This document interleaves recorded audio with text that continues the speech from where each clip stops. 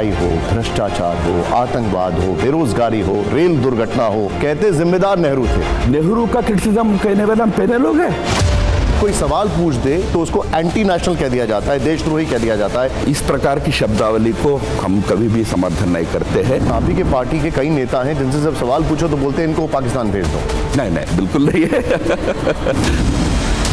समाज में जिस तरीके से नफरत बढ़ रही है, जिस तरीके से डिविजन आ रहे हैं, क्या संघ चिंतित है इसको लेकर? बिल्कुल। सर्वधर्म समभाव की बात की जाती है। सेंटा क्लॉज जो है यहाँ पर कूटे जा रहे हैं, क्रिसमस ट्री तोड़ा जा रहा है, भगवा झंडे दिखाई दे रहे हैं, जय श्री राम के नारे लग रहे हैं। ये कैसा सर्वधर्म समभाव? लेकिन इन बच्चों के मन में सवाल है, दिवाली और क्रिसमस उतने ही उत्साह से मनाएं कि ना मनाएं? बिल्कुल मनाएं। दिवाली भी मनाएं और ईद। बेहतर पड़ोसी कौन? चीन, पाकिस्तान, बांग्लादेश या फिर नए अफगानिस्तान? बेहतर विचारक कौन? जगत गुरु रामभद्राचार्य या मौलाना अरशद मदनी? पसंदीदा गीत क्या है? वंदे मातरम या नमस्ते सदा वत्सले मातृभूमि? बेहतर प्रधानमंत्री कौन? जवाहरलाल नेहरू जी या नरेंद्र मोदी जी? आप मेरे से क्या एक्सपेक्ट करते हो उत्तर? संघ के 100 साल पूरा होने के बाद शायद यह पहली बार हुआ है कि भारतीय जनता पार्टी के राष्ट्रीय अध्यक्ष के चुनाव में संघ की नहीं सुनी गई। ओवैसी साहब ने कहा कि एक दिन आएगा जब कोई हिजाब वाली देश की पीएम होगी। ये दिन आएगा? बांग्लादेश से व्यापार खत्म हो, सहमत या असहमत? ताजमहल नहीं, तेजो महालय है। आप सहमत हैं या असहमत हैं? उर्दू भारत की भाषा है। भारत की भाषा है। नाथूराम गोडसे को आतंकवादी कहा जाना। महात्मा गांधी राष्ट्रपिता हैं।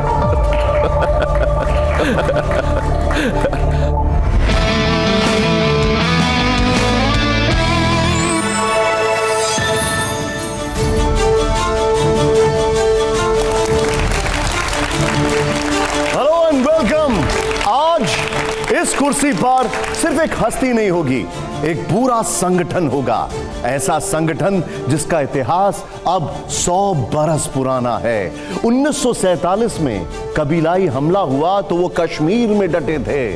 वो तब भी थे जब पाकिस्तान से शरणार्थियों का हुजूम आ रहा था। वो 62 के युद्ध में रसद पहुंचाते रहे तो 65 के युद्ध में रक्तदान। वो गोवा का विलय हो या इमरजेंसी की बेड़ियां, बंगाल का अकाल हो या भोपाल त्रासदी, करगिल का युद्ध हो या उत्तराखंड की बाढ़, वो वहीं थे जहां उनकी जरूरत थी। हां, है विवाद और सवालों की पूरी किताब है। वो कहते हैं कभी फुर्सत में सुनिए, हमारे पास हर सवाल का जवाब है। दावा है उनका कि दिल में भारत है मगर ठोकर पर सिंहासन है। विरोधी भी कहते हैं शाखाओं से सीखो, वहां गजब का अनुशासन है। देखते देखते एक पूरी शताब्दी बीत गई और 1925 से अब तक वो संस्था समाज की न जाने कितनी लड़ाई जीत गई। जोरदार तालियों से स्वागत करिए बेहतरीन वक्ता, जाने माने स्कॉलर, आरएसएस के प्रचारक, दुनिया की सबसे बड़ी एनजीओ के स्वयंसेवक राम माधव जी का जोरदार तालियों से स्वागत करिए। राम माधव जी आइए, स्वागत है आपका हमारे इस ग्रैंड शो में, इस ग्रैंड स्टूडियो में। हमारे खास मेहमान यहां पर आपका इंतजार कर रहे हैं। आइए सर, प्लीज बैठिए। Thank you very much. नमस्ते। Thank you very much sir, आपने समय निकाला और बहुत सारे सवाल इन बच्चों के मन में हैं और ये बहुत, हमारे जो संपादक हैं इनको परिचय की जरूरत नहीं है, अपने आप में ये लेजेंड्स हैं यहाँ पर। सर, सबसे पहले तो आरएसएस को 100 बरस पूरे हो गए। अगर 3 उपलब्धियां गिनाई जाए, अचीवमेंट्स की अगर बात की जाए, तो आप क्या लगता है जिन्हें आप कहेंगे कि संघ की ये सबसे बड़ी कामयाबी है? संघ जिस विचार को लेकर चला था उस विचार को आज राष्ट्रीय मुख्यधारा का विचार बनाना संघ का सबसे बड़ी उपलब्धि मैं मानता हूं। आज इस देश की सांस्कृतिक एकता, इस देश की जो मौलिक जड़ों के साथ जुड़ना किसी के लिए आज ये कोई एक शंका का विषय हो, हेसिटेशन का विषय हो, आज नहीं रहा है। एक समय था माना जाता था एंटी सेकुलर है, कम्युनल है, ये मुस्लिम विरोधी है, ईसाई विरोधी है, इस प्रकार का विचार होता था संघ के विचारों को लेकर। आज व्यापक समाज में, बड़े पैमाने पर समाज में उस विचार की स्वीकार्यता है। मैं मानता हूँ सबसे बड़ी संघ की उपलब्धि वो है। अगर दूसरा मैं गिनूं तो जिस संगठन को फ्रिंज एलिमेंट माना जाता था, अब ये बहुत लोगों को लगता था कि बहुत लंबा चलने वाला नहीं है, और बहुत ऐसे भी थे यहाँ भी है जिनको लगता था कि इनका हमको लगातार विरोध करने, इसको आगे बढ़ने नहीं देना हमारा राष्ट्रीय कर्तव्य, ऐसा भी लगता था। पर ऐसे ही लोगों के सामने संघ एक बड़ा संगठन के रूप में खड़ा है। ये देश का सबसे बड़ा संगठन के रूप में 100 साल संघ ने बिताया है। On A slightly lighter note अगर मैं बताऊं तो जिस संगठन को मैंने कहा ना, नेहरू जी ने एक समय कहा था कि संगठन का जो झंडा है इसको फहरने के लिए मैं 1 इंच जमीन नहीं दूंगा। नेहरू का एक वक्तव्य था, I shall not let an inch of land for the saffron to flutter. वहां से एक नहीं दो संघ के प्रचारक इस देश के प्रधानमंत्री बने। देश का सर्वव्यापी संगठन के रूप में आरएसएस के नेता आज खड़े रहे।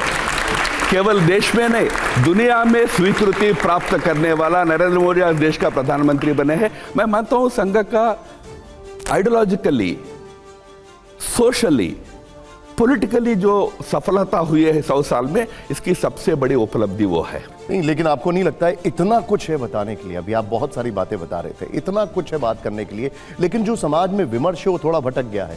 भविष्य के बजाय इतिहास की बात हो रही है। मुगलों का अत्याचार बताया जा रहा है, ये बताया जा रहा है कि गांधी की कमियां क्या थी, नेहरू की कमियां क्या थी। समाज का क्या भला होगा इस सबसे? नहीं, समाज में अपने इतिहास को लेकर एक जागरण है, अपने इतिहास को लेकर एक गर्व की भावना है। जो हम जिस इतिहास को, जो हजारों वर्षों का इस देश का इतिहास रहा है, जिसको हम अभी तक बिल्कुल एक प्रकार से भूल गए मतलब टेक्स्ट बुक में शायद थोड़ा बहुत भी पढ़ रहे होंगे, बट अन्यथा हमने सोचा कि हम पूरा हमारा राष्ट्र जीवन 1947 में शुरू हुआ हो।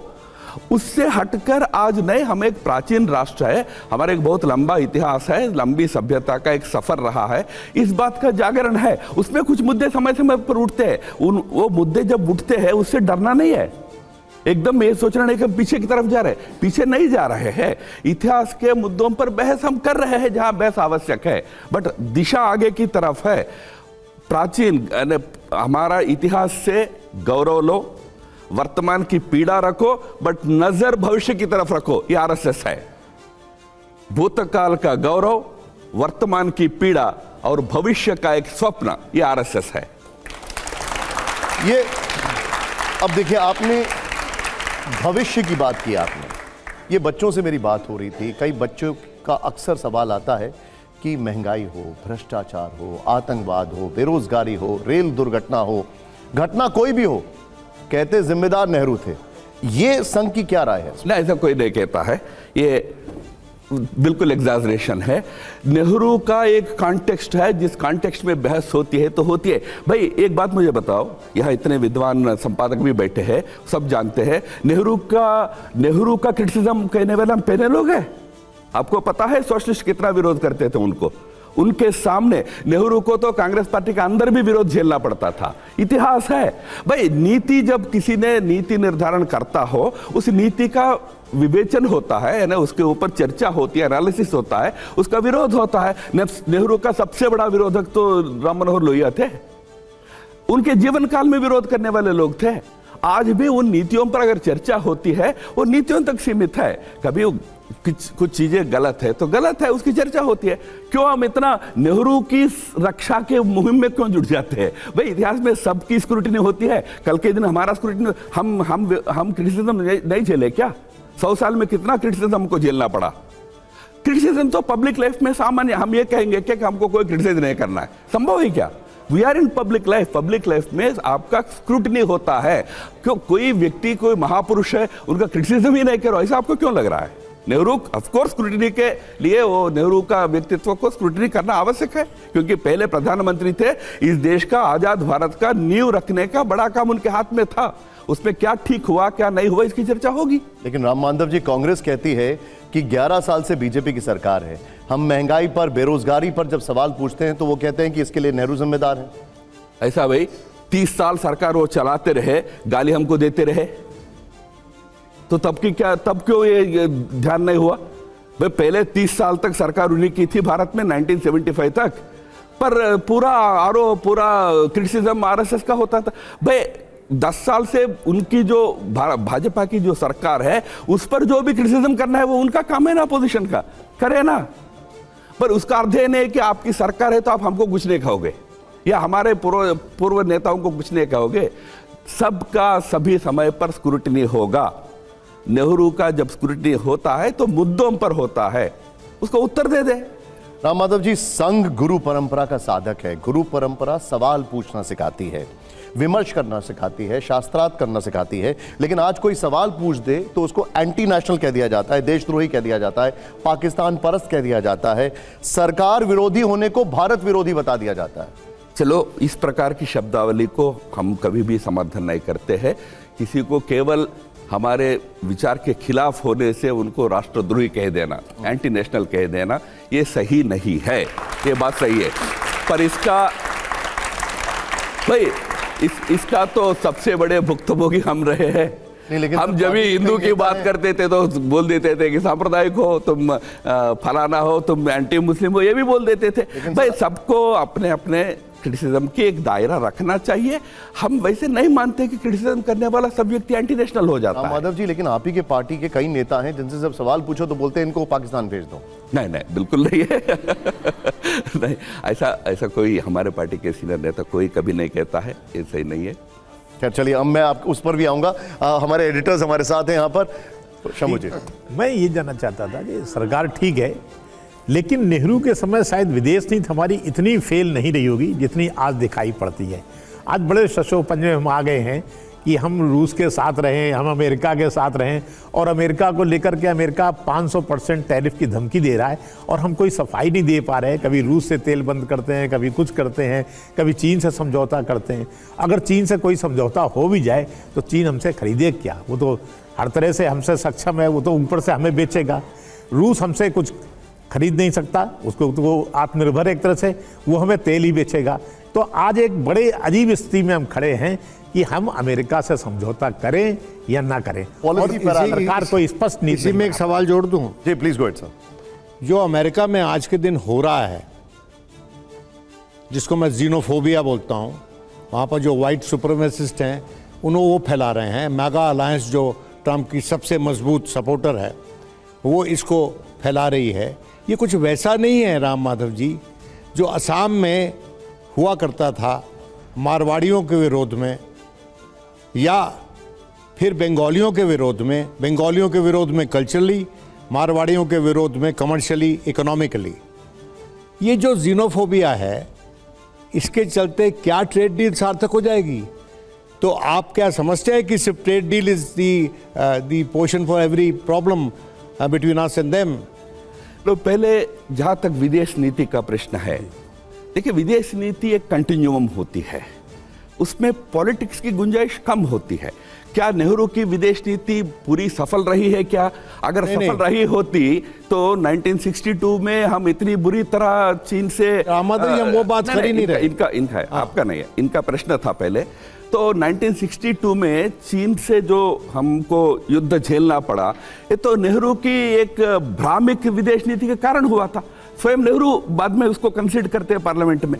तो विषय ऐसा है कि विदेश नीति नेहरू से लेकर आज तक एक प्रकार से कंटिन्यूम है, कुछ नीतियां समान चली है। हाँ, बट हर सरकार अपना एक फ्लेवर जोड़ती है। नेहरू की अपनी सफलताएं होंगी। नेहरू ने एक बहुत बड़ा एक प्रयास किया नॉन अलाइंड मूवमेंट खड़ा करने का, सफल नहीं हो पाया, बट एक समय एक बहुत बड़ा उसका ये था। आज उसका विफलता हमको सबसे पहले समझ में आ गया 62 वॉर में।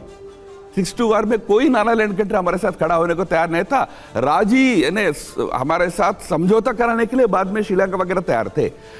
वही आज पिछले 10 साल का आप देखेंगे, एक स्ट्रेटेजिक ऑटोनॉमी के नाम पर जब हम खड़ा हुए हैं, एक थोड़ा हटकर यानी नॉन अलाइनमेंट से हटकर, अलीनता से हटकर एक स्ट्रेटेजिक ऑटोनॉमी है। हम एक सार्वभौमिक आजादी के साथ हम काम करेंगे, सबसे संबंध रखेंगे। यह जो हमारा नीति रहा है, यह कई देशों के लिए एक प्रकार से मॉडल बना है। मैं बता सकता हूं, यूनाइटेड नेशंस में जब यूक्रेन के विषय में भारत ने तय किया कि हम एक not exactly neutral but strategic autonomy का स्टैंड लेंगे, हमारे पीछे 40 देश खड़ा हुए।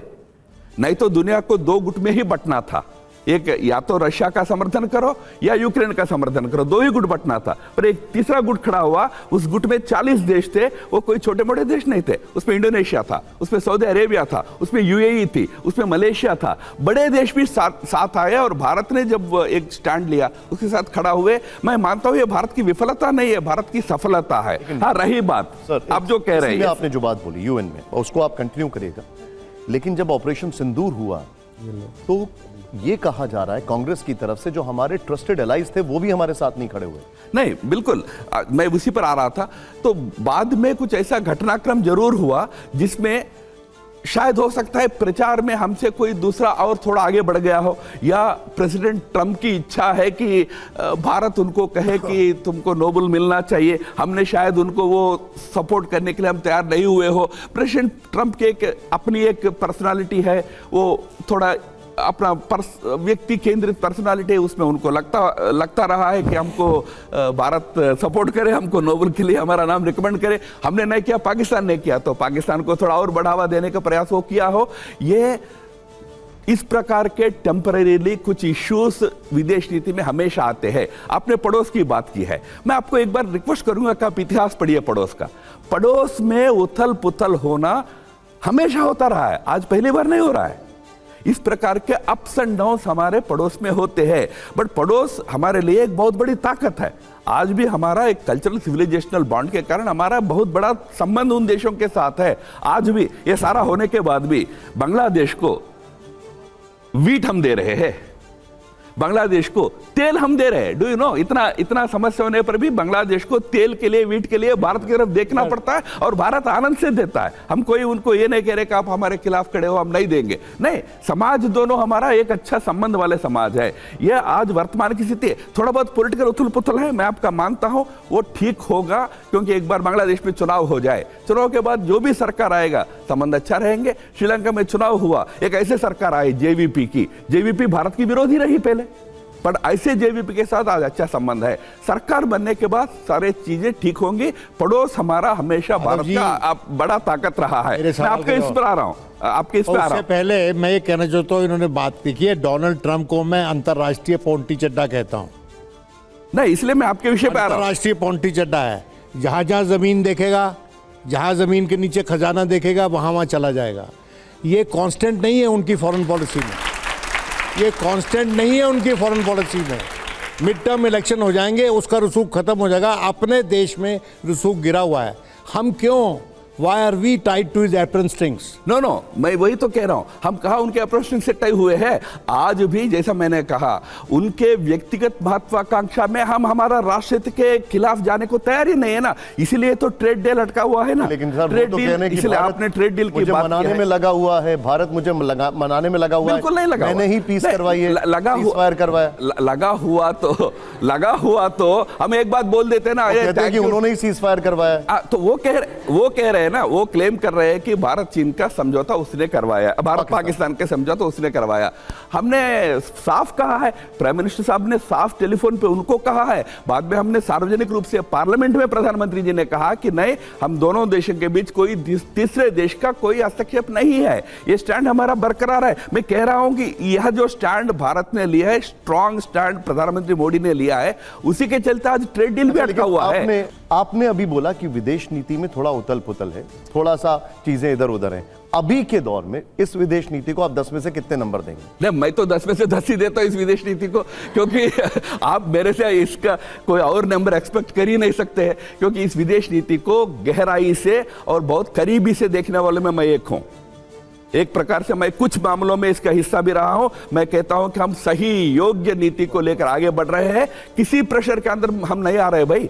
आज भी हम प्रेशर्स को झेलते हुए कभी कभी विदेश नीति में कभी कभी थोड़ा झुकना पड़ता। अरे वही तो मैं कह रहा हूं, वही मैं कह रहा हूं। ईरान पे 25% और लगा दिया तो वो भी कम हो जाएगा, बासमती भी चला जाएगा। नहीं तो हम दूसरे तरीके से देखो, विदेश नीति में सब चीजें सबको बता के नहीं किया जाता है। हम कहीं से आयल नहीं ले रहे हैं, ऐसा कहने पर कुछ और चीजें भी होती है, उनकी चर्चा मैं चलो टीवी के सामने नहीं कर पाऊंगा, पर हम झुक नहीं रहे, इतना विश्वास रखकर चलिए, बिना झुके हम आगे बढ़ रहे हैं। सर अजीत जी, राम माधव जी, आपने जो कहा उससे भी एक सवाल है, और जो विनोद जी ने पूछा उसको भी सवाल को हम आगे बढ़ाएंगे। आप ही के आर्टिकल में आपने जो आर्टिकल लिखा है शनिवार को इंडियन एक्सप्रेस का, उस आर्टिकल में मागा, आपने बहुत मागा का जिक्र किया है और इस बात का जिक्र किया है कि वहाँ काश पटेल ने या एबर्ट ने, जो टेक्सास के गवर्नर ने दिवाली का त्यौहार मनाया, तो बड़ी आलोचना हुई कि दूसरे देश का, दूसरे धर्म के लोगों का त्यौहार अब क्यों मना रहे हैं।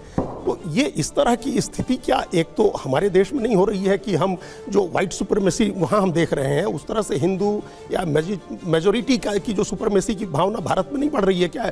एक हिंदू का जो वर्चस्व हो और जो वहाँ एकदम उससे मिलता जुलता है, व्हाइट क्रिश्चियन के सुपरमेसी से अमेरिका के, उससे एक मिलता जुलता ट्रेंड भारत में दिख रहा है।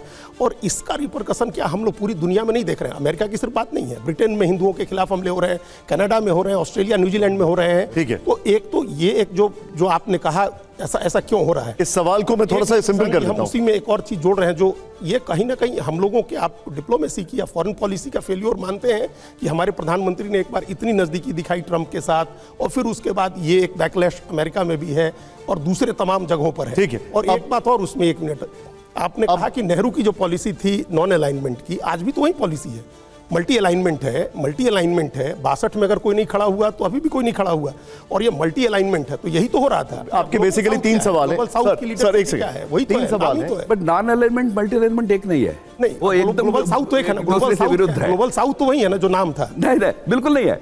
आई मीन अंग्रेजी में भी नॉन अलाइनमेंट और मल्टी अलाइनमेंट एक नहीं है। नहीं अंग्रेजी में नहीं है, लैंग्वेज की दृष्टि से भी कह रहा हूं। जवाब सुन लीजिए। They are not. सर हमने यूक्रेन पे क्या किया? नहीं, आप कुछ कह रहे थे सर एक मिनट, सवाल का जवाब। उनका सवाल है कि समाज में जिस तरीके से नफरत हो रही है, जिस तरीके से नफरत बढ़ रही है, जिस तरीके से डिविजन आ रहे हैं, क्या संघ चिंतित है इसको लेकर? बिल्कुल। देखिए, आरएसएस के सरसंघ चालक चीफ ऑफ आरएसएस ने सार्वजनिक रूप में इस बात को स्पष्ट कहा कि इस प्रकार का किसी सांप्रदाय विशेष, धर्म विशेष के खिलाफ एक अनर्गल प्रकार के बातें कहना ये ठीक नहीं है। ये संघ कोई अगर हमको जस्टिफिकेशन ढूंढना हो मागा को, इसको संघ भारत से जोड़ दे, ये तो हमारा एक मानसिक एक शैली है। हर चीज को हाँ हमारे यहाँ भी तो नहीं है क्या, ये कहना है, वो कोई सही नहीं है। बिल्कुल संघ किसी भी रूप में इस प्रकार का किसी वर्ग विशेष, संप्रदाय विशेष को कोई भी टारगेट कर रहा है उसको समर्थन नहीं करेगा। इतना जरूर भारत में है, भारत में आज ने लगभग 200 सालों से एक दो विशेष संप्रदायों के बीच तनाव रहा है। भारत में पहले कम्युनल राइट 1835 में हुआ, 1835, तब तो आरएसएस थी नहीं भाई, कहां आरएसएस थी? आरएसएस 1925 में शुरू हुआ है। एक इतिहास रहा है, उस इतिहास का थोड़ा बहुत हम झेलते रहे, बीच बीच में थोड़ा फ्लेयर अप होता है, बीच बीच में कुछ उग्रता आती है, गलत है। आरएसएस बिल्कुल समर्थन नहीं करता है, पर उसका अर्थ नहीं कि आप मागा को सपोर्ट कर दो। आप कहो कि नहीं भारत में भी तो हो रहा है, तो वहां होने में क्या गलत है? नहीं, वहां जो हो रहा है वो गलत है, क्योंकि अमेरिका बना है इमिग्रेंट्स के कारण। लेकिन ये संघ इसको रोकने का क्या प्रयास कर रहा है? लेकिन समर्थन नहीं करता है, लेकिन संघ इसको रोकने का क्या प्रयास कर रहा है? जी, इस बार जो क्रिसमस के दौरान हुआ गलत है, उस पे आदरणीय राम मोहन भगवत जी चुप रहे। नहीं चुप भाई, चुप मेरी उनकी आवाज सुनाई नहीं थी जितनी जोर से आनी चाहिए। देखिए, और उनकी अवहेलना थी। मतलब हमको तो विनोद शर्मा जी की भी आवाज सुनाई नहीं दी है, आप क्यों चुप थे?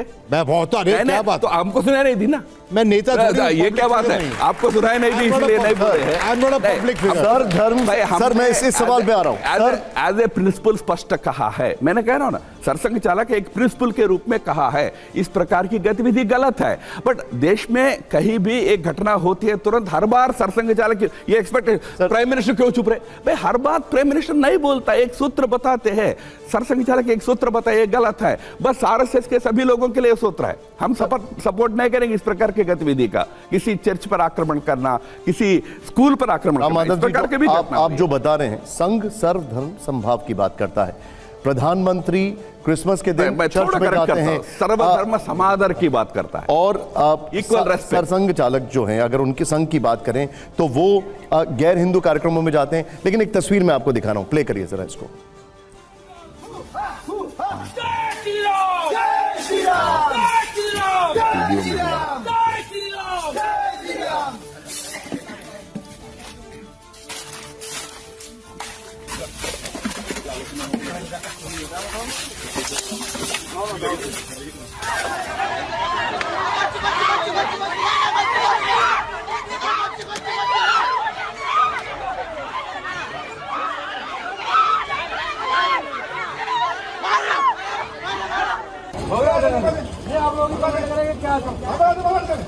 नहीं जाओ जाओ जाओ, यहाँ से जाओ।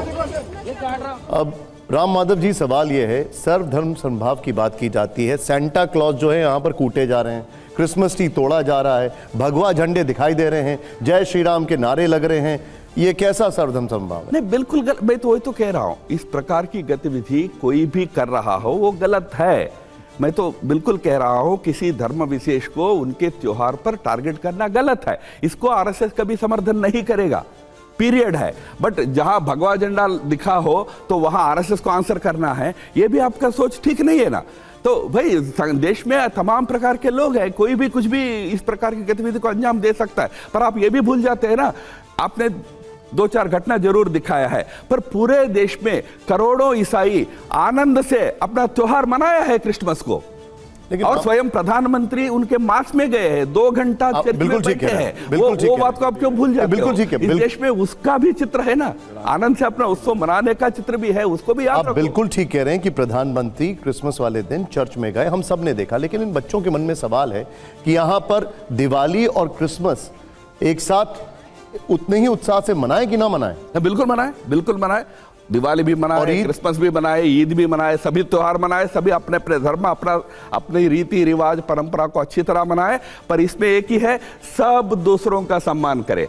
दूसरों का सम्मान करना कोई एक अकेले धर्म का जिम्मेदारी नहीं है, सबकी जिम्मेदारी है। एक ईसाई हिंदू के त्योहारों का सम्मान करे, एक मुसलमान हिंदू त्योहारों का सम्मान करे, एक हिंदू ईसाई और मुसलमान त्योहारों का सम्मान करे। भाई, सब सभी की सम्मान करे। संघ प्रमुख ने, और अजीत जी का वो अभी सेकंड पार्ट सवाल बाकी, उस पर मैं आऊंगा। ये फर्स्ट पार्ट था। संघ प्रमुख ने कई बार कहा कि हर मस्जिद के नीचे शिवालय मत ढूंढो। एक बात फिर भी कई शहरों में तनाव हो जाता है, आए दिन खबरें आती हैं, इससे भी तो माहौल बिगड़ जाता है। नहीं, बहुत ज्यादा तनाव नहीं हुआ भाई। हम क्यों मीडिया में एग्जैजरेट करते हैं? हमसे सबसे बड़ी चैलेंज मीडिया से है, हम ढूंढते रहते हैं कहीं मिल जाए ऐसा खबर तो दिन भर चलाए, तो आपका दिन भर टीआरपी निकल जाता है। नहीं हो रहा है, जहां हो रहा है, अगर हो रहा हो तो आप भी कंडेम करो, आप भी कहो गलत है, और आपको दिखाओ मत उसको। आप दिखाने से आप 4 लोगों को और बता रहे हो ऐसा करो करके। मैं ये कह रहा हूं कि सरसंघ चालक ने जब कहा तो सूत्र रूप में कह दिया, संघ के लिए वो पाथेय है। संघ कभी उस चीज पे पड़ता नहीं है। बट हिंदू समाज बहुत बड़ा है, अनेक तत्व होते हैं। अगर कोई कर रहा है तो हम सब खड़ा होकर कहे कि भाई इस बात पे मत जाओ। जहां जायज से समस्या है, जहां एक मुद्दा है, वहां बहस होती है, होने दीजिए। अब अजीत जी का जो सेकंड सवाल था, ये पहला सवाल था अजीत जी ने जो इसको भारत से अमेरिका तक कनेक्ट किया, और उसमें कई लेयर्स थी। सवाल उनका ये है कि पहले तो आपने अब की बार ट्रंप सरकार कह दिया, और इस बार तो आप गले मिलना तो छोड़िए, उनसे मुलाकात करने का हर मंच जो है वहां से हट जाते हैं। ये सब क्यों हो रहा है? फोन नहीं उठाते हैं, ये कहा जा रहा है। भाई, विदेश नीति वही होती है। ये तो बॉयकॉट नीति हो गई। जब देखिए, विदेश नीति, मैं फॉरेन पॉलिसी का स्टूडेंट रहा हूं, एक सूत्र होता है, there are no permanent friends are permanent enemies in diplomacy, there are only permanent interests.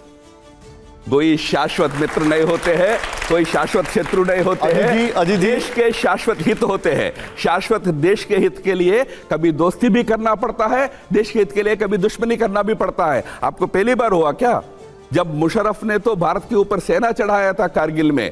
1.5 साल बाद हमने उनको आगरा में बुला के फूलमाला पहनाया नहीं क्या? जरूरत पड़ती है, वो विदेश नीति होती है। हर चीज को रोमांटिकली मत सोचो, आपने तब ऐसा कहा, अब ऐसा, ये ऐसा नहीं होता है भाई, विदेश नीति है। तो एक बात बताइए, पाकिस्तान भी परमानेंट दुश्मन नहीं है? नहीं, होता नहीं है, होना नहीं चाहिए। कभी भी होना नहीं चाहिए। क्यों होना चाहिए? आपका पड़ोसी है। आज एक सरकार है, शायद हमारे हित के खिलाफ काम करता है तो हम हमारे हित की चिंता करेंगे ना। दोस्ती शाश्वत नहीं होता है, हित शाश्वत होता है। मेरे देश का इंटरेस्ट है, वो शाश्वत है। दोस्ती की गुंजाइश है, अमन की आशा है कि आपको राम माधव जी ऐसा नहीं लग रहा है कि उस समय जो ट्रंप का समर्थन करना एक शॉर्ट साइटेडनेस था, कि हम दूरदृष्टि नहीं थी उसमें? ये तो हमारा इंटरेस्ट कैसे हो सकता है? किसी भी कंट्री का इंटरेस्ट किसी दूसरे देश में राष्ट्रपति या किसी भी चुनाव में कोई इंटरफेयर करना कैसे किसी कंट्री के इंटरेस्ट में हो सकता है? या देखिए, वो नारा लगा था वहां जो लोग इकट्ठा थे उनमें से लगा था। जब प्राइम मिनिस्टर का ह्यूस्टन में इवेंट हुआ था, उस इवेंट में ट्रंप भी खुद पहुंचे थे। वहां लगभग 50,000 इंडियन कम्युनिटी के लोग हाउडी मोदी के कार्यक्रम थे, उसमें वो नारा लगा था। भारत कभी भी किसी अन्य देश के आंतरिक विषय, विशेषकर आपने सही कहा है, चुनाव जैसे विषय में कौन उस देश का नेता बनेगा नहीं बनेगा, इस पर हस्तक्षेप नहीं करता है। एक देश के नाते करना भी नहीं चाहिए। नहीं, लेकिन जिन्ना के मजार पे आडवाणी के जाना उनके लिए फांसी का फंदा बन गया। वो डिप्लोमेसी का हिस्सा नहीं था। नहीं, देखिए, बहुत पानी बह गया है उसके बाद, बट फिर भी आपने उस विषय उठाया तो मैं इतना कहता हूं, जिन्ना के मजार में कई नेता गए हुए थे, पहले भी गए हुए थे। वो एक उनका एक क्या बोलते हैं, उसका एक प्रोटोकॉल का हिस्सा बनता था, क्योंकि वो फादर ऑफ द नेशन, जैसा हमारे यहाँ गांधी के स्मृति पर जाते हैं वैसा उनका होता था। बात जाने पर नहीं थी, विवाद उठा था, वहां कुछ लिखा गया था, उसको लेकर एक विवाद उठा था। वो विवाद का जो भी परिणाम हो, जो भी बहस हो, वो हो गया है, बस हो गया, वो इतिहास एक समाप्त हो गया है। फांसी का बंदा नहीं बना था। आपको मैं बताऊं, 2009 में बीजेपी के प्रधानमंत्री का उम्मीदवार आडवाणी जी थे जी, फांसी का बंदा नहीं बना था वो। हाँ, उस समय बहस हुआ था, हमने अस्वीकार्यता हमने बताई। ठीक है सर, अब ना हमारे इस शो का सबसे ज्यादा पॉपुलर, सबसे ज्यादा शेयर्ड, सबसे ज्यादा रील बनाने वाला सेगमेंट है। इसका नाम है रैपिड फायर राउंड। अरे, मैं तो रैपिड फायर वाला हूं। अब यहां पर सर, मैं आपके सामने इस वॉल पर हम लोग आएंगे और मैं चाहूंगा हर सवाल के बाद आप जोरदार तालियां दें। आइए सर, यहां पर आपको खड़ा होना होगा। यहां पर सवाल आएगा और आपकी ये निजी राय होगी, ये मैं मानता हूं, लेकिन आपके पास ऑप्शंस आएंगे, उनमें से एक ऑप्शन आपको चूज करना है। मेरा पहला सवाल जो है वो बड़ा सिंपल है और आपने उसका एक आधा जवाब दिया है, पूरा यहां पर मुझे मिल जाएगा। प्ले करिए जरा हमारा पहला सवाल। हमारा रैपिड फायर का पहला सवाल ये देखिए, बेहतर पड़ोसी कौन? चीन, पाकिस्तान, बांग्लादेश या फिर नए नए अफगानिस्तान? सब। हम चाहते हैं कि सब पड़ोसी हमारे बेहतर पड़ोसी है। कभी कभी अपना अपना राजनीति के चलते उथल पुथल हमारे बीच में होता है, पर हमारे पड़ोसी सब हमारे बेहतर दोस्त हैं। ये दोस्त हैं? हम समाज हमारा सब दोस्त है। समाज, पाकिस्तान हमारा दोस्त, सरकारों के साथ हमारा झंझट होता है।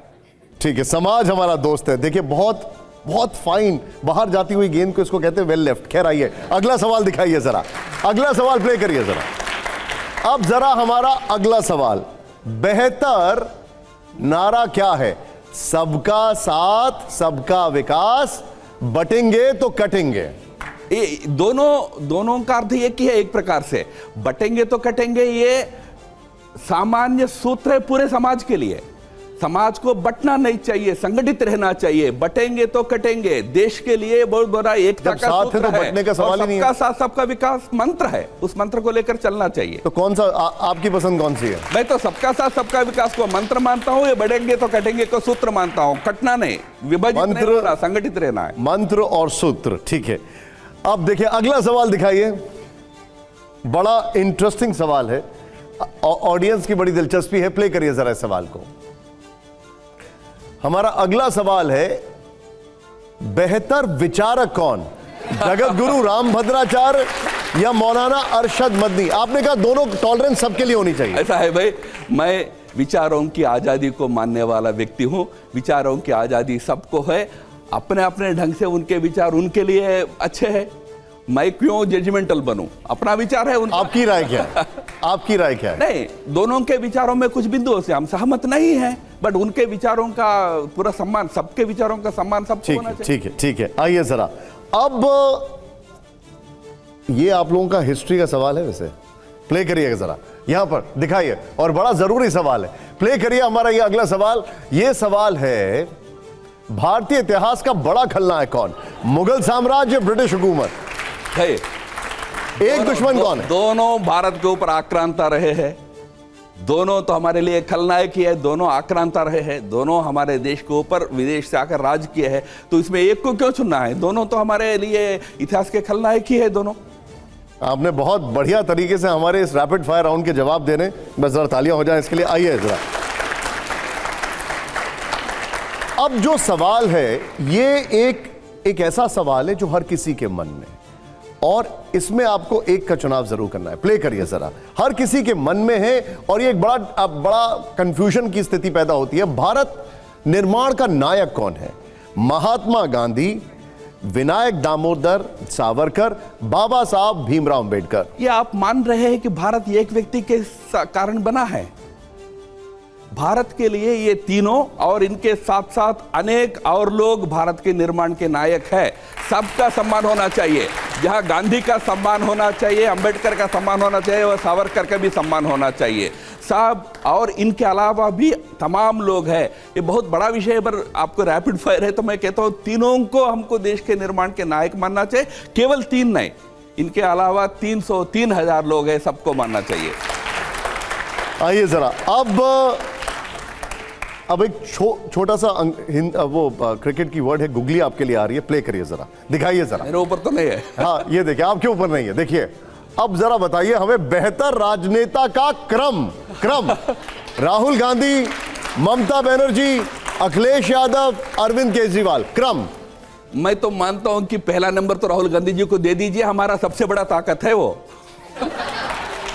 बाकी तो आप कोई भी नंबर दे दीजिए। दूसरे नंबर पर कौन है? तो बाकी तो कोई भी, आप नहीं, आप बताइए बेहतर राजनीति का क्रम दूसरे नंबर पर। ठीक है, देखिए हर चीज को हम एकदम 1 2 3 4 करने की जरूरत नहीं। अपने अपने देखो, ममता बनर्जी है, बंगाल में उनका अपना एक ताकत है, एक नेता है। अखिलेश जी है, यूपी में उनकी अपनी ताकत है। अरविंद जी है, गीता बेटा है, बट है उनका भी थोड़ा बहुत इधर उधर है। तो ठीक है, आपने जो सीक्वेंस दिया है वो सीक्वेंस ठीक है, पर तो मैं राहुल जी को दूसरे कारण से नंबर 1 देता हूं, वो क्योंकि हमारे पार्टी में मोदी जी, अमित शाह के बाद सबसे ताकतवर हमारे लिए ये है। अब ये जो बच्चे हैं ये अगला सवाल पूछना चाहते हैं, प्ले करिए जरा, सवाल दिखाइए हमारा अगला सवाल। अगला सवाल है यहां पर आपके सामने, पसंदीदा गीत क्या है? वंदे मातरम या नमस्ते सदा वत्सले मातृभूमि? देखिए, वंदे मातरम राष्ट्रगान है, देश के 140 करोड़ लोगों के लिए पसंदीदा है। मैं एक नागरिक हूं, मेरे लिए सबसे पसंदीदा है। मैं आरएसएस का स्वयंसेवक हूं, मेरे लिए एक प्रार्थना है ये। जो आरएसएस के स्वयंसेवक नहीं है उनके लिए नमस्ते सदा वत्सले शायद प्रार्थना नहीं है, क्योंकि वो जानता नहीं है ऐसा कोई प्रेयर है। मेरे लिए, मैं स्वयंसेवक हूं, मेरे लिए मेरी प्रार्थना है, पर राष्ट्रगान एक नागरिक के नाते मेरे लिए बहुत सम्मान का विषय है। दरअसल सवाल यह है कि जब वंदे मातरम पर बहस हो रही थी तो सवाल यह पूछा गया कि बीजेपी को अगर इसको इतना सम्मान है तो संघ की शाखाओं में इसे क्यों नहीं गाया जाता? आपको मैं बता, संघ की शाखा में केवल एक प्रेयर होता है, वो नमस्ते सदा वत्सले प्रेयर होता है। बाकी संघ के जितने कार्यक्रम होते हैं, वास्तव में मैं एक बात बताऊं, सबको बताऊं, वंदे मातरम का जो पूरा गीत है वो एक्चुअली 5 स्ट्रैंजास का गीत है। जो हम सुनते हो एक ही स्ट्रैंजा सुनते हैं, 5 स्ट्रैंजास का गीत को पॉपुलर करने वाला आरएसएस है। आज भी संघ के 30,000 स्कूल्स में सभी बच्चों को पूरा वंदे मातरम सिखाया जाता है। आरएसएस के कार्यक्रमों में, संघ के अनुसांगी संगठनों के कार्यक्रमों में पूरा वंदे मातरम गाया जाता है। बट आपको एक बात बताता हूं, आरएसएस ने अभी एक नई पद्धति शुरू की है। नई पद्धति ये है कि सार्वजनिक कार्यक्रमों में प्रारंभ में पूरा वंदे मातरम गाया जाता है, यानी फुल 5 स्ट्रैंजास वंदे मातरम। कार्यक्रम के अंत में जनगण मन गाया जाता है। राष्ट्रगान का भी, राष्ट्रगीत का भी, राष्ट्रगान का भी। ये राष्ट्रगीत है, वो राष्ट्रगान है, दोनों का सम्मान करना है, ये नागरिक कर्तव्य है। आरएसएस मानता है वंदे मातरम को, आरएसएस ने पॉपुलराइज किया भारत में। ठीक। अब देखिए अगला सवाल आपको चेयर करना पड़ेगा, क्योंकि मैं नहीं चाहता कि इस गेंद को भी वेल लेफ्ट किया जाए। आइए जरा हमारा अगला सवाल दिखाइए, और ये मुझे लगता है आपके लिए बड़ा सिंपल सवाल है। दिखाइए जरा, प्ले करिए। हमारा अगला सवाल है, बेहतर प्रधानमंत्री कौन? जवाहरलाल नेहरू जी या नरेंद्र मोदी जी? मेरा आपसे सवाल है, आप मेरे से क्या एक्सपेक्ट करते हो उत्तर? सर मैं आपसे जवाब एक्सपेक्ट मैं कर तो मानता हूं कि नरेंद्र मोदी जी है, ठीक, क्योंकि कम से कम नेहरू के समय में मैं पैदा ही नहीं हुआ था तो मैं उनको बेहतर प्रधानमंत्री कह ही नहीं सकता, क्योंकि उनके कार्यकाल में मैं पढ़ा था उनके बारे में, उनके इतिहास में इनका कार्यकाल मैं देखा हूं, मैं मानता हूं। आइए सर हम वापस चलते हैं, पहले जोरदार तालियों इस राउंड के लिए। अब मेरा, आप बैठिए बैठिए, और मैं एडिटर्स के पास भी आ रहा हूं, लेकिन पहले कुछ सवाल है मेरे यहां पर। अब सबके मन में एक सवाल है और ये बड़ा इंपॉर्टेंट सवाल है, क्या आप मानते हैं कि आतंकवाद का कोई धर्म होता है? देखो भाई, ये एक ऐसा विषय है जो हमको पॉलिटिकली करेक्ट रहना है, इसलिए धर्म नहीं होता। जो आतंकी है वो नहीं मान रहा है, जो आतंक कर रहा है वो कह रहा है कि मैं इस्लाम के नाम पर कर रहा हूं, तो आप कह रहे हो कि नहीं धर्म नहीं होता है। ठीक है, धर्म नहीं होना चाहिए। आतंक को हम कह रहे हैं कि धर्म का आतंक जो होता है उसको हमको बिल्कुल विरोध करना चाहिए। बट जो आतंक है वो क्या कहता है? अभी जो गाजियाबाद में घटना हुई उसमें जो मुख्य आरोपी था वो उस लड़के ने, वो मेडिकल डॉक्टर था, यही भ्रम भी होता था भाई एजुकेशन इज द सॉल्यूशन। भाई पढ़ा लिखा व्यक्ति भी आतंकी बन रहा है। आतंकवाद के लिए निरक्षर होना वो इंपॉर्टेंट नहीं है, मोटिवेशन इंपॉर्टेंट है। मोटिवेशन आप अगर रिलीजन से ले रहे हो तो रिलीजन का संबंध है, क्योंकि उसने स्वयं आयतें पढ़ के बताया, इन आयतों के चलते मैंने सोचा कि ये मेरा जो कार्य है वो सही है। ऐसे आयतें हैं, ये मुस्लिम स्कॉलर्स लिखते हैं। हम क्यों अपॉलोजेटिक बन जाते हैं उस बात को लेकर? आतंक का धर्म से संबंध नहीं होना चाहिए, उस पर हम सहमत है। आतंकवादी सहमत है क्या? आतंकवादी धर्म के नाम पर ही आतंक कर रहा है। मैं आपको कुछ सुनाता हूं, एक बार प्ले करिए जरा उसको, एक बार प्ले करिए। हिंदू जो है वो टेररिस्ट नहीं होता है। इस देश में जितने टेररिस्ट हैं उनका जो है एक ही धर्म है। आतंकवाद का कोई धर्म नहीं होता। पहलगांव की घटना जो है एक अलग घटना है कि पहलगांव में धर्म के आधार पर जो है पहली बार मारा गया, लेकिन जनरली ये माना गया है कि आतंकवाद जो है वो बाउंड्री के बाहर है और धर्म से ऊपर है। ये बस फर्क इसमें है लोकेशन का सर।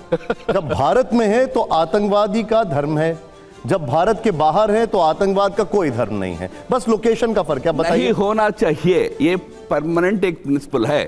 धर्म के नाम पर आतंक नहीं होना चाहिए, वो कोई भी कर रहा हो। अगर हो रहा है तो उसको विरोध करो। विदेश नीति से थोड़ा सा अलग हटे हम लोग। संघ ने इस साल 100 साल पूरा किया। संघ की जब स्थापना हुई थी उस समय कहा गया था कि हिंदुओं को संगठित और सशक्त बनाने के लिए ये संगठन काम करेगा। 100 साल पूरा होने के बाद भी आज हिंदू असुरक्षित महसूस कर रहे हैं। इसकी वजह आप क्या देख रहे हैं? संघ बहुत ताकतवर हुआ है। प्रधानमंत्री संघ का है, रक्षा मंत्री हैं, गृह मंत्री हैं, उपराष्ट्रपति, राष्ट्रपति, लोकसभा अध्यक्ष, 18 राज्यों में मुख्यमंत्री, तमाम सरकारें, सभी संवैधानिक संस्थाओं पर लगभग कब्जा। इसके बावजूद हिंदू असुरक्षित क्यों हैं? एक सवाल और है इसके साथ में।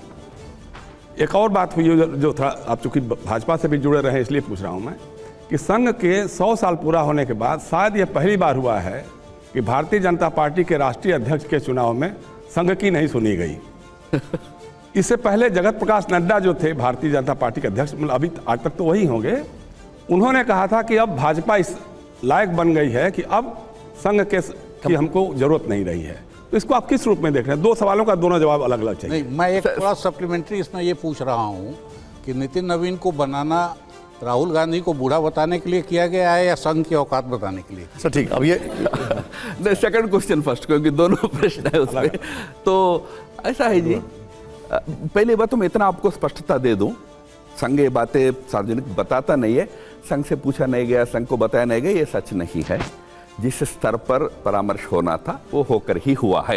मैं इससे आगे नहीं बताऊंगा इस चीज पर, तो इसलिए बिना संघ को बताए कर दिया, ऐसा नहीं है। बट संघ का और एक सोच है, संघ का किया नहीं सलाह नहीं ली, नहीं सूचना सलाह में बहुत क्या होता है, दोनों एक साथ ही होते हैं। जब सूचना किए, क्यों सूचना किए? संघ का राय लेने के लिए तो किए है। बट जब संघ हम कहते हैं, ये संघ का सोच मैं कह रहा हूं, संघ हम कहते हैं तो चलो भागवत जी संघ है, दत्तात्रेय होसवाले जी संघ है, संघ में जो है लोग वो संघ जरूर है। क्या नरेंद्र मोदी संघ नहीं है? क्या अमित शाह संघ नहीं है? क्या जेपी नड्डा संघ नहीं है? क्या हम मानते हैं कि वो भी इतना ही संघ है जितना हम सब है? इसलिए जब वो सोचेंगे अपने पार्टी का अध्यक्ष कौन होना है तो उनको पूर्ण आजादी है, क्योंकि हमको विश्वास है जैसा संघ सोचता है ऐसा वो भी सोचते हैं, क्योंकि वो भी संघ के उस विचारधारा के ही उपज है, प्रोडक्ट है, तो वो भी वो सोचेंगे। इसलिए वो जो सोच कर तय करेंगे वह संघ के लिए बिल्कुल स्वीकार्य है। इसलिए संघ में इस चीज को लेकर कोई अरे हमसे जो फॉर्मल डिस्कशन ये सब नहीं है, संघ में कोई इस प्रकार की चर्चा बिल्कुल नहीं है। बाहर थोड़ा किसी चीज को क्रिटिसाइज करने के लिए संघों को उपयोग किया जाता है, इसलिए उस बात पर आप चिंता मत करो। जो परामर्श जिस लेवल पे हुआ है और संघ को पूरा भरोसा है अपने पार्टी के हित में जो योग्य है, वो राहुल गांधी जी के संदर्भ में हो, बाकी संदर्भ में हो, अपने पार्टी के हित में जो योग्य निर्णय है वो पार्टी ने लिया है। एक अच्छे युवा कार्यकर्ता को आगे लाया है, पर पार्टी का एक पार्टी की एक परंपरा रही है। पहले भी अमित शाह अध्यक्ष बने तो अमित शाह वॉज जस्ट 50 जब अध्यक्ष बने थे, ऐसा नहीं कि वो 60 साल के है वो तभी बने हैं। हाँ ठीक है, 50 से और कम आयु 46 के व्यक्ति आज अध्यक्ष बने हैं। तो युवा लोगों को आगे लाना पार्टी की परंपरा रही है, उसी में एक अच्छे युवा कार्यकर्ता आज पार्टी का नेतृत्व संभाला है। दो बातें मैं कहता हूं, पार्टी एक तो सामूहिक नेतृत्व के प्रिंसिपल पर चलती है, तो सब मिलकर अध्यक्ष फर्स्ट अमंग द इक्वल्स होते हैं, उसके साथ सब मिलकर पार्टी को चलाएंगे। दूसरा, मैं एक आरएसएस लीडर का एक कोट को यूज करता हूं, बीजेपी का लीडरशिप का पोजीशन विक्रमार्क सिंहासन है, उसमें कोई भी व्यक्ति बैठेगा वो न्याय करेगा। वो सिंहासन की गरिमा है, उसकी इतनी तपस्या है, उसके पीछे इतने महापुरुष रहे हैं, वो ठीक करेगा, वो कोई चिंता नहीं है। बट आपका फर्स्ट प्रश्न पर मैं आता हूं, हिंदू को असुरक्षित महसूस करने की कोई कारण नहीं है। मैं मानता हूं कुछ जगह उस प्रकार का बहस चलता है, उस प्रकार का डिस्कोर्स चलता है, उस डिस्कोर्स को भी डिस्करेज करना चाहिए। आज इस देश के 140 करोड़ लोग एक परिवार के रूप में मिलकर रहे, यह आग्रह ज्यादा होना चाहिए। हर समाज अपने आप को असुरक्षित महसूस करे फिर असुरक्षा की भावना से कुछ कर बैठे, यह जरूरी नहीं है। असुरक्षित होने की कोई कारण नहीं है। एक अच्छी सरकार है, देश में अच्छा माहौल है, सब मिलजुल कर चले।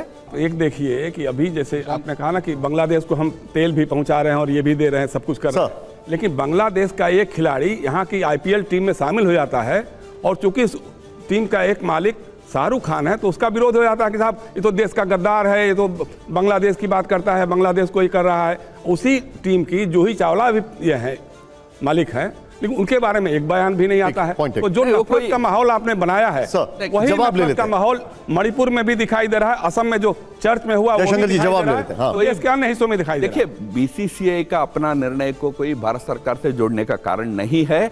वो जो अपना खेल की दृष्टि से जो माहौल की आवश्यकता है उसके आधार पर उन्होंने निर्णय लिया होगा, उसको कोई भारत सरकार ने कहा हो या भारत सरकार ने उसको सपोर्ट किया, ऐसा सोचने का कोई कारण नहीं है।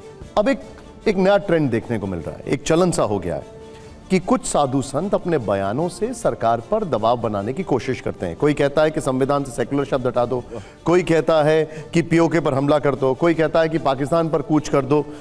क्या ये साधु संतों का काम है? ये माहौल नहीं बिगाड़ रहे हैं? नहीं साधु संत का भी विचार होता है भाई, विचारों की अभिव्यक्ति होती है। अब विचारों की अभिव्यक्ति पर आपको इतना आपत्ति क्यों हो जाता है? क्या वो उनके फॉलोअर्स हैं ना सर, तो क्या माहौल नहीं बिगड़ता है? नहीं, देखिए इतना है, देश में तमाम लोगों को अपने विचार रखने का अधिकार है। हाँ, ये बात सही है आप जो कह रहे, सभी अपना जब विचार व्यक्त करते समय इतना ध्यान रखे कि उसके कारण माहौल बिगड़े ना, इतना ध्यान रखे। पर अगर किसी को हम ये कह दे कि तुम अपना विचार ही व्यक्त नहीं करो, ये तो संभव ही नहीं है। अगर आपको लगता है कि किसी विचार से माहौल बिगड़ेगा, टीवी 9 पर दिखाओ मत वो विचार।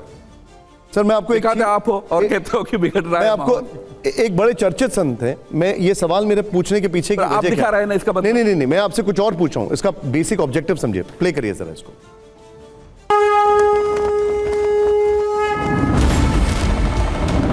मनुस्मृति भारत का प्रथम संविधान है। जो भारतीय संविधान के निर्माता हैं डॉक्टर भीमराव अम्बेडकर, उन्होंने आप यह वाक्य वापस लीजिए जी, वो निर्माता नहीं है।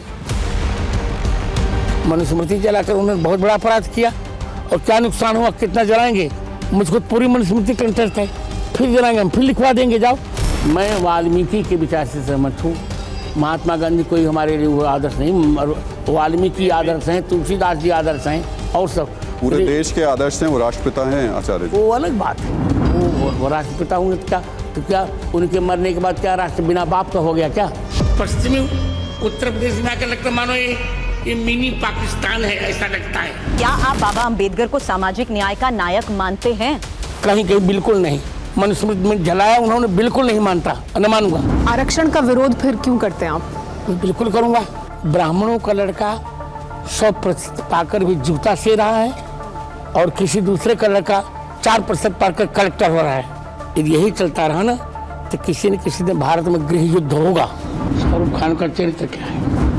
चरित्र ही नहीं उसका, निरंतर उसके रुख देश देशद्रोही रहे हैं। जिसे संस्कृत नहीं आती, क्या वो विद्वान नहीं है? बिल्कुल नहीं विद्वान है भारतीय संस्कृत का। आप गौतम बुद्ध को भगवान मानते हैं? कभी नहीं।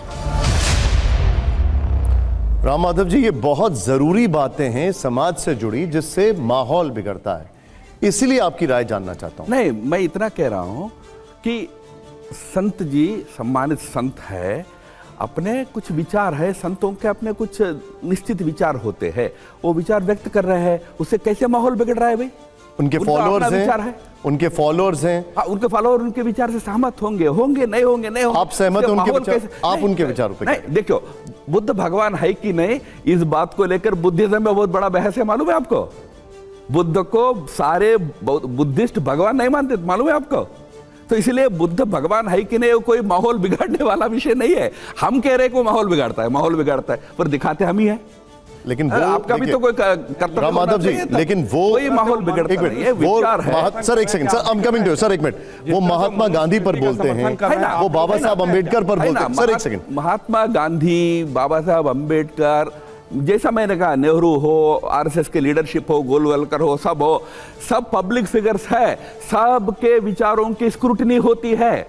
अब जब थोड़ा स्क्रूटनी होती है तो आपको क्यों लगता है कि माहौल बिगड़ जाता है? ठीक है। तो कभी लिखा नहीं गया क्या गांधी के खिलाफ या अंबेडकर के? बहुत लिखा गया है भाई, बहुत लिटरेचर है। हम क्यों इतना सेंसिटिव बनते जा रहे हैं? एक समाज के नाते थोड़ा खुला बहस होता है तो होने दो ना। इसका अर्थ नहीं कि हम समर्थन कर रहे हैं उन विचारों का, लेकिन ये समर्थन नहीं करेंगे। ये फिर देखिए, अंबेडकर का जहां तक प्रश्न है, कई लोगों के मन में गलतफहमी है कि अंबेडकर ने संविधान के लिए कुछ नहीं किया है, कुछ और लोगों ने किया है। बिल्कुल गलत है। जो फर्स्ट ड्राफ्ट BN राव ने बनाया वो 1946 में सबमिट हुई, एकदम टेक्निकल ड्राफ्ट थी।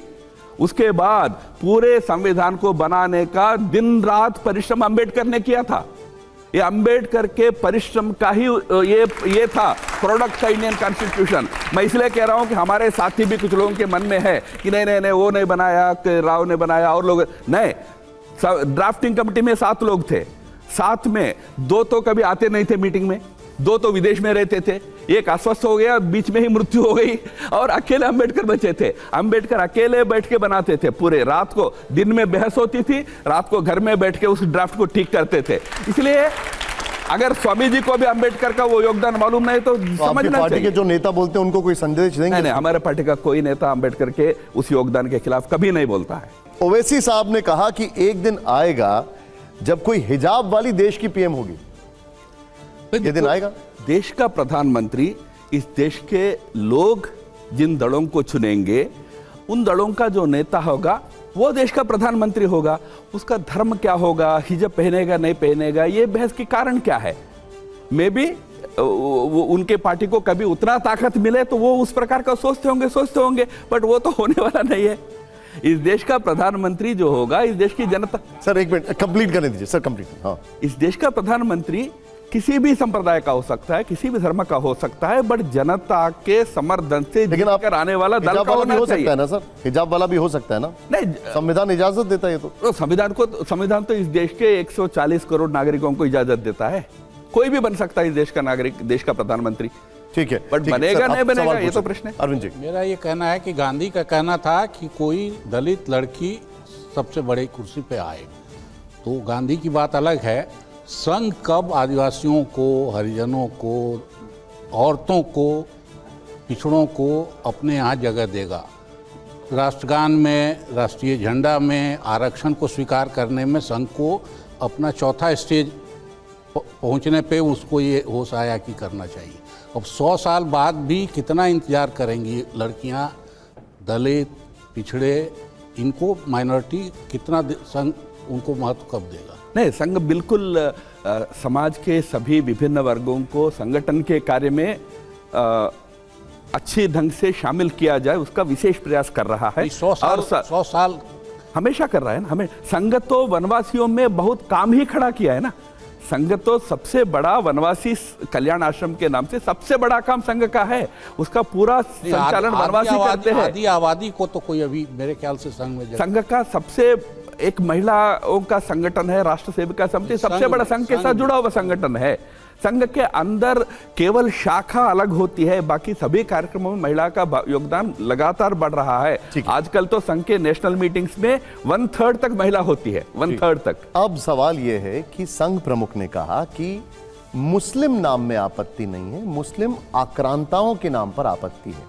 लेकिन ऐसा दिखाई देता है कि राज्य सरकारों में होड़ लगी है, इमारतों में, शहरों के जो भी अगर मुस्लिम नाम है उनके नाम बदलने की। नहीं भाई, हम अंग्रेजों के नाम तो सब बदले थे इस देश में आज़ादी के बाद। विक्टोरिया का नाम हटाया, किंग जॉर्ज का नाम हटाया, वहाँ भारतीय नाम दिया, तब तो कोई बहस नहीं हुआ है। तब तो उसको माना कि सहज है, आज़ाद हुए तो अंग्रेज नाम जाने, आज़ाद हुआ तो वो मुगल आक्रांताओं का नाम क्यों रहना चाहिए? मुगल आक्रांताओं से हमारे देश के समाज का क्या नाता है? कोई बहस नहीं है। हाँ, तो मुस्लिम नाम की बात हो रही है, आक्रांताओं की बात नहीं। वो मजहब से मुस्लिम हुआ है, इतना ही है, बट वो आक्रांता है। वो उनका मजहब क्या है उस पे मत जाओ, वो आक्रांता है। आक्रांता है तो जैसा अंग्रेज हमारे ऊपर शासन किए तो उनके जो चिन्ह थे उनका नाम हम सब जगह बदला। लेकिन जहां पर मुस्लिम नाम दिख रहा है वो आक्रांता अगर नहीं है तो भी बदला जा रहा है। नहीं, ऐसा नहीं होता है। जहां आक्रांताओं का नाम कुछ जगह हमारे यहाँ कुछ स्थानों पर पहले आजादी के पहले से ही स्थापित हो गया था। राम माधव जी, मैं आपको बता देता हूं। एक लिस्ट है मेरे पास। उत्तराखंड में खानपुर को श्री कृष्णपुर, मियांवाला को रामजी वाला, नवाब रोड को अटल रोड कर दिया गया। एमपी में हैदरपुर, हुसैनपुर, हमीदिया रोड, उत्तर प्रदेश में लखनऊ, अलीगढ़, बिहार में अलीगढ़, पूरी लिस्ट है मेरे पास, अलीनगर, पूरी लिस्ट है मेरे पास। ये तो नाम आक्रांताओं के हैं नहीं। बहुत सारे शहर गांव अभी भी मुस्लिम नाम से है देश में। हमारा हैदराबाद है आज भी। मांग होती है भाग्यनगर करो, बट हैदराबाद है, रहता है। कुछ जगह जहां जनता का डिमांड होता है नाम बदलो, वहां राज्य सरकारें कुछ काम करती होगी। मनरेगा से महात्मा गांधी जी का नाम हटा दिया गया, अब हो गया है VBG राम जी। आपको लगता है वाकई इसकी जरूरत थी? पार्लियामेंट में स्वीकृति होकर वो कानून बना है। अब पार्लियामेंट के सदस्यों का अपना अधिकार है कि नहीं, जो जिस प्रकार उसको चेंज करने की उनकी इच्छा है वो प्रकार चेंज करके पार्लियामेंट में तो आप बहुमत में पॉलिसी उसके केवल उसका नाम गांधी जी का है कि VG राम जी है, उस पर जा रहे हैं, या उसका जो विषय है जिसमें 100 दिन से 125 दिन किया गया है, जिसके अंतर्गत उनको दिया जाता है। तो गांधी जी के नाम से भी किया जा सकता था। हाँ, तो ठीक है, पार्लियामेंट में विचार हुआ कि नया स्कीम ला रहे तो नया नाम दे, उसमें क्या आपत्ति है? लेकिन इंटरेस्टिंग पार्ट क्या है वो जरा आपको वैसे पता है इसका full form? VBG Ram ji मैं बताता हूं, सुनिए। विकसित भारत से जुड़ा है, गारंटी, विकसित भारत गारंटी फॉर रोजगार एंड आजीविका मिशन ग्रामीण। इतनी भाषाओं हिंदी और इंग्लिश सब मिक्स कर दी गई। कांग्रेस कह रही है बस किसी तरह महात्मा गांधी जी का नाम हटाना था और उसको राम जी के नाम से रिप्लेस करना था। ऐसा है, ये कांग्रेस कह रही है महात्मा गांधी का नाम हटाओ और राम जी के सर एक मिनट इसका जवाब ले लूं पहले, और राम जी के नाम से रिप्लेस करना है। नहीं, महात्मा गांधी खुश होते हैं, उनका नाम के स्थान पर राम जी का नाम आया तो महात्मा गांधी खुद खुश होंगे, चिंता मत करिए। और महात्मा गांधी जी के नाम पर जितने और अन्य स्कीम से वो सब है। आप बात तो बड़ी सही है, वो नया बना रहे हैं। मैंने आपसे जब सवाल पूछा था, हर चीज को एक नाम थोड़ा बदला है तो नाम का अपमान हो गया, ऐसा क्यों सोचना भाई? नया। अच्छा, ये बड़ा इंटरेस्टिंग है राम माधव जी। जब मैंने आपसे पूछा नेहरू जी और मोदी जी तो आपने कहा मैं तब था नहीं, अब आप महात्मा गांधी जी के स्पोक्स पर्सन बन के बोल रहे हैं कि वो खुश हो जाएंगे। हाँ, महात्मा गांधी का स्पोक्स पर्सन बनता तो मैं ये चेंज को स्वीकार नहीं करता सर। नहीं, इसमें राम जी का तो कोई मतलब नहीं है। आप अगर करते तो फिर मर्यादा पुरुषोत्तम राम ग्रामीण रोजगार गारंटी कुछ कर सकते थे, वो तो नहीं किया आप लोगों ने। असल खेल दूसरा है। असल खेल ये है जैसे आपने कहा ना कि 125 दिन कर दिया है। पहले वो गारंटी कानून था, रोजगार की गारंटी। जो बेरोजगार गांव में है उसको कानूनन अधिकार था कि उसको रोजगार मिलना है। अब आप लोगों ने उसको मिशन बना दिया, और मिशन भी जो आवश्यकता अनुसार राज्य सरकार या केंद्र सरकार जहां समझेगी कि इस राज्य में जरूरत है तो वहां हम कराएंगे, बाकी जगहों पे नहीं कराएंगे। फिर माधव जी, आप बड़े फेयर आदमी हैं राज्यों पर। At the end of the day राज्य कहां से देंगे 40%? एक मिनट यार, बात तूने कह दी, सुन ले। आपने इसकी बात का लुबलो अब क्या है कि आपने एक राइट को खैरात में बदल दिया। ये मेरा राइट था give me right to food, आपने उसको खैरात में बदल दिया। सरकार की खैरात हो गई आज के दिन। It's not my right any more. मैं इतना ही मानता हूं कि जो अधिकार जिनको मिलना है, जिनको उसको लेने के अधिकार है, वो आज भी सुरक्षित है। वो मिशन हो या वो पहले जैसा एक अधिकार अलग है और प्रोग्राम हो, वो अधिकार आज भी है और आज थोड़ा व्यापक है। ये इस प्रकार की योजना किसी का अधिकार छीनने का बिल्कुल इरादा इसमें नहीं है। अब सर, इस शो में एक और रैपिड फायर राउंड है और ये बस इसमें आपको पास नहीं करना है। ये बड़ा इंटरेस्टिंग है, मैं पहले एक्सप्लेन करता हूं। देखिए, आपके पास है एक प्ले कार्ड, सहमत हैं या आप असहमत हैं? पहले जोरदार जरा तालियां हो। मुझे आना है वहां। अब मैं सवाल ला रहा हूं, आप वहीं बैठिए और आपको वहां से सहमति या असहमति इस पर अपनी दिखानी है। ये सवाल मैं आपके सामने लेके आ रहा हूं, आइए जरा। और ये बड़े इंटरेस्टिंग सवाल हैं क्योंकि ये चर्चा के विषय हैं और ये वो सवाल हैं जो आज के टॉक ऑफ द टाउन है, ओपिनियंस है। आइए दिखाइए जरा। हमारा पहला सवाल, फिलिस्तीन को मान्यता, सहमति या असहमति? सर, पहला सवाल। No comment. आज का विषय है नहीं, हम तो मिली मतलब सहमत है या नहीं है? टू स्टेट सॉल्यूशन को हमने माना है, टू स्टेट सॉल्यूशन को, दैट इज फिलिस्तीन को हमने माना है। नहीं तो आप सहमत है इससे? दे दिया। ठीक है, ठीक, ओके। नेक्स्ट, अगला सवाल दिखाइए। अगला सवाल, बांग्लादेश से व्यापार खत्म हो, सहमत या असहमत? आप कह रहे हैं आप खत्म होने से सहमत नहीं है। ओके, ठीक है। अगला दिखाइए जरा। अगला सवाल, शाहरुख खान को गद्दार कहना, सहमत या असहमत? यार, हर छोटे चीज पे मैं व्याख्यान नहीं करता। आपको महान मुद्दा से मैसेज जाएगा, इस पर मेरा कोई राय नहीं है। ठीक है, कोई नहीं कहा है उनको गद्दार। ठीक है, आइए नेक्स्ट सवाल दिखाइए जरा। ताजमहल नहीं, तेजो महालय है, आप सहमत हैं या असहमत हैं? मैं इसलिए कमेंट नहीं करता यार। ताजमहल, तेजो महालय दोनों विषय है, उस पर मैं क्यों राय दूं? उसका अर्थ नहीं कि ताजमहल को तेजो महालय बुला ले आज के दिन में। नहीं, लेकिन आप सहमत हैं या असहमत हैं? नहीं, ताजमहल ताजमहल है, तेजो महालय है। ठीक है, उस पे नो राय, नो कमेंट। ठीक है। अगला सवाल दिखाइए। कांग्रेस मुक्त भारत का नारा,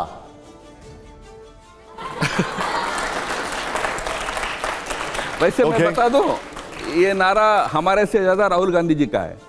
ओके, आइए अगला दिखाइए जरा। हमारा अगला सवाल यहां पर,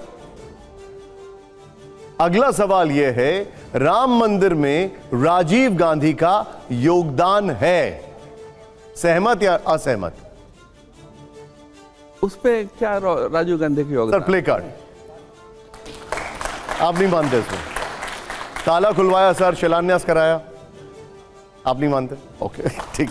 आइए अगला सवाल यहां पर, उर्दू भारत की भाषा है, भारत की भाषा है। ओके। अगला सवाल दिखाइए जरा। हमारा अगला सवाल इस रैपिड फायर राउंड का, दूसरी विचारधारा के नेताओं का बीजेपी में आना, सहमत या असहमत? बिल्कुल भाई, राजनीतिक दल अपने दरवाजे खुला रखेंगे, जिनको आना है जरूर आ सकते हैं। ठीक है, नेक्स्ट दिखाइए। विचारधारा कोई भी हो, आके समझेंगे हमारा विचारधारा। ठीक है, ओके। दिखाइए जरा, अगला सवाल दिखाइए। लिव इन रिलेशनशिप्स, सहमत या असहमत? देखिए सबसे ज्यादा यहां पर हंसी आ रही है। No view. No views? No view. Okay, no views. Next दिखाइए जरा। हमारा अगला सवाल, नाथूराम गोडसे को आतंकवादी कहा जाना, असहमत या असहमत? आतंकवाद का अर्थ अलग है, बट नाथूराम गोडसे ने जो किया गलत है, बिल्कुल गलत है। उस दृष्टि से वो उसके लिए खंडन के पात्र जरूर है। नहीं तो आप सहमत हैं आतंकवादी कहा जाने को? नहीं, वो शब्द आतंकवादी का शब्द कुछ अलग है। ठीक है, इसलिए उससे मैं नहीं जोड़ूंगा। ठीक है, अब जरा अगला सवाल दिखाइए। और सर ये सब कोई जानना चाहेंगे, क्या प्ले कार्ड आपको दिखाना होगा, क्या चीन दुश्मन देश है? है, चीन के सरकार दुश्मन है।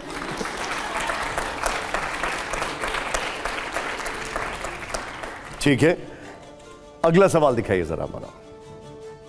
रैपिड फायर का अगला यहां पर हमारा ये देखिए, आरक्षण आर्थिक आधार पर हो, सहमत या असहमत? भाई आरक्षण आर्थिक आधार पर भी है, 10% रिजर्वेशन आर्थिक आधार पर ऑलरेडी है। जो बाकी आरक्षण रहे आर्थिक आधार भी जुड़े, कोई आपत्ति नहीं है। नहीं, लेकिन ये विमर्श है कि सिर्फ आर्थिक आधार पर, केवल आर्थिक आधार नहीं।